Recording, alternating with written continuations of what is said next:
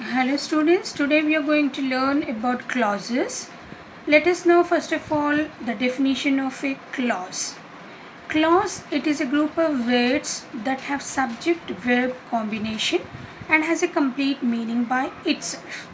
For example, he plays cricket regularly. It is a clause. Why? Because he subject here plays verb.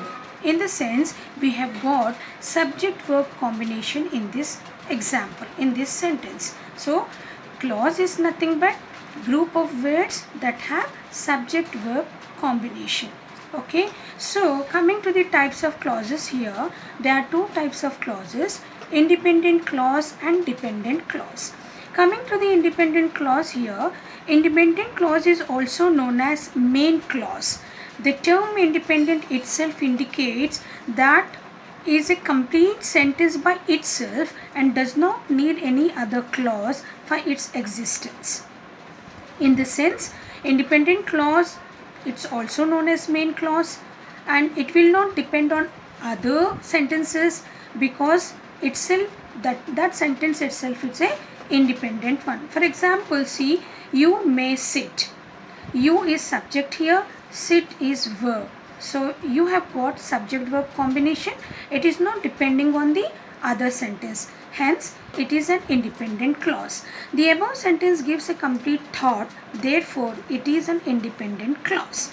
Now coming to the dependent clause here, it is a clause with subject verb combination but without complete thought and dependent on independent clause. So dependent, the term itself you can understand, it is depending on some other sentence, So it is a clause with subject verb combination but it is not having a complete thought and it depends on other clause. So for example, wherever you like, getting sense. Okay, we are getting sense wherever you like but not complete sense. We are not getting a complete thought here. So if I add, for example, you may sit wherever you like. In the sense, you may sit, independent clause here. Wherever you like, it is a dependent clause. Are you getting my point here? We are having subject verb combination, of course, but we are having sense but not complete sense, and it is depending on the other clause. So you may sit, it is an independent clause. Wherever you like, it is a dependent clause. So here it is depending on the other clause. There are two clauses here. There are two verbs in those clauses. For example, I wore the shirt. This is an independent clause. That I bought at the airport. This is a dependent clause. I wore the shirt, independent. That I bought at the airport, dependent clause. So here what happens, there are two clauses here. The next question is, how many clauses can a sentence have? The answer is any number. Depending on the number and kind of clauses it contains, a sentence can be simple, compound or a complex. So a sentence may have any number of clauses. Depending on the number, kind of clauses, you may say that whether it's a simple sentence or a compound or a complex sentence. If a sentence has just a single independent clause, as in, for example, I wore the shirt, subject plus verb plus object. So this is an independent clause here. Why? Because we are getting the complete sense, complete thought, and it is independent because it is not depending on the other clause. So it is called a simple sentence because we are having a single clause here.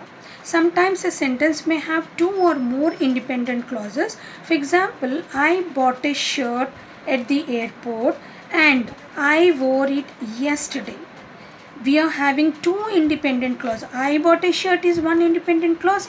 I wore it yesterday. It is another independent clause, and so therefore it is called a compound sentence. If you have a single clause, it is a simple sentence. If you have two clauses, two or more independent clauses, then it is known as compound sentence. And if a sentence has a single independent clause and one or more dependent clauses, it is called a complex sentence. Let us see the example. I wore a new shirt yesterday that I had bought at the airport and I had it altered at the railway station. I wore a new shirt, one independent clause. I had bought at the airport and I had it altered at the railway station. So what happened in this sentence? We may see one independent clause and two dependent clauses, hence it is called a complex sentence. Are you getting my point here? In this sentence, we may see one independent clause. I wore a new shirt yesterday that I had bought at the airport and I had it altered at the railway station. So two dependent clauses, these are the two dependent clauses, and first one is the independent clause, so therefore it is called a complex sentence. So thank you one and all. This is the end of the class.